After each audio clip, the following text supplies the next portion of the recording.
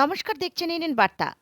All Bengal Trinamool Congress railway hawkers union Kanchrapara শাখার উদ্যোগে আজ অনুষ্ঠিত হল স্বেচ্ছায় রক্তদান শিবির। প্রতিটি বছরই এই রক্তদান শিবিরে অগণিত মানুষের ভিড় চোখে পড়ে। আজ এই সমগ্র অনুষ্ঠানে উপস্থিত হয়েছিলেন বীজপুর বিধায়ক সুবোধ অধিকারী এবং সকল পৌর পার্ষদগণ, সমস্ত আইএনটিটিইউসির নেতৃত্বগণেরা। দেখুন, এ বিষয়ে কাছড়াপাড়া রেল হকার ইউনিয়নের সভাপতি সুনীল মৈত্র কি জানালেন আমাদের। ব্যুরো রিপোর্ট, এনএন বার্তা। রিঙ্কু সিংহরায় আমরা সম্পর্কিত তৃণমূল কংগ্রেসের সভাপতি সম্মানীয় অশোক তালুকদারকে সম্পর্কিত করতে। নমস্কার।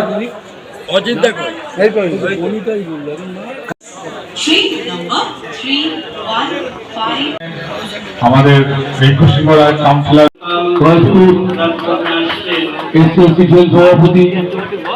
এটা আমরা দীর্ঘদিন ধরে করে আসছি। আমাদের সরকার তৃণমূল সরকার 2011, আমরা 2 বছর অন্তর অন্তর করে, আমরা 7ম বছর এবার। আমাদের বিভিন্ন জায়গায় হকার, আমাদের হকারের অনেক হকার ব্লাড পায় না, বিভিন্ন এটা হকারের উদ্দেশ্যে আমাদের মেনলি করা, কিন্তু আমাদের এই কার্ড বাইরেও যায়। আর এবছর আমরা গতবার আমরা 2023-এ করেছিলাম।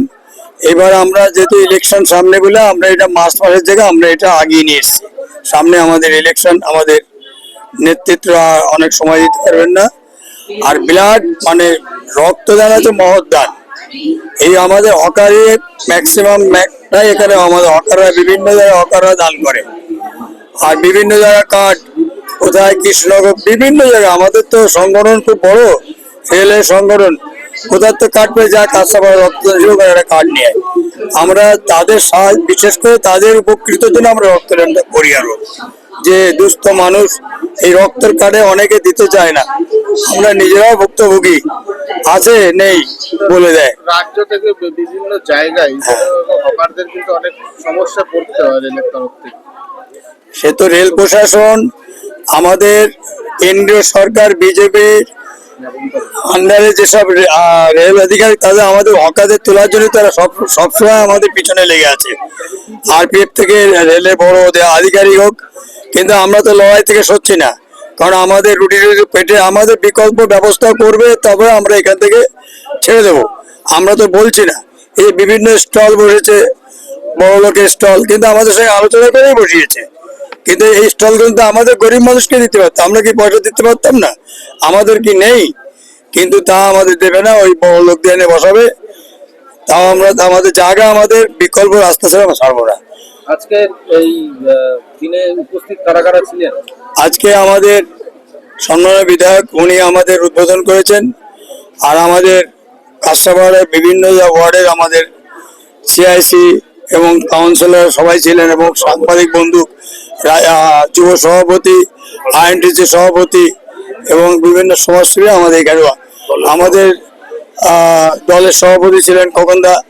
তারপরে আমাদের এখানে আমাদের সাংগঠনিক জেলার সম্পাদক কমল অধিকারী, এবং আসার কথা ছিল, হয়তো কোনো কারণে আটকে গেছেন, উনি প্রতিবারই আসেন। কতজন ডোনার ব্লাড দিলেন? আমাদের টার্গেট থাকে 100, এবার আমাদের 120 হয়ে গেছে।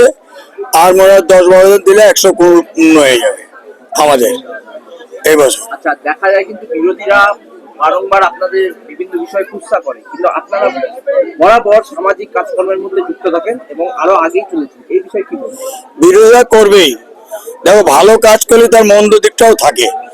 আমরা রেল হকার্স ইউনিয়ন, আমরা যে মমতা বন্দ্যোপাধ্যায়ের ছত্রছায়া আছি, আমরা তার দল করি, আমরা সেই দিকে তার লক্ষ্যে আমরা এগিয়ে যাই।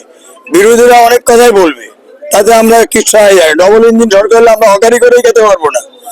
আজকে যদি এখানে বিজেপি সরকার আসে, পরের দিনে আমাদের লাথি মেরে তুলে দেবে। সরকার নেই, তাই এখন আমাদের তোলার জন্য ব্যস্ত।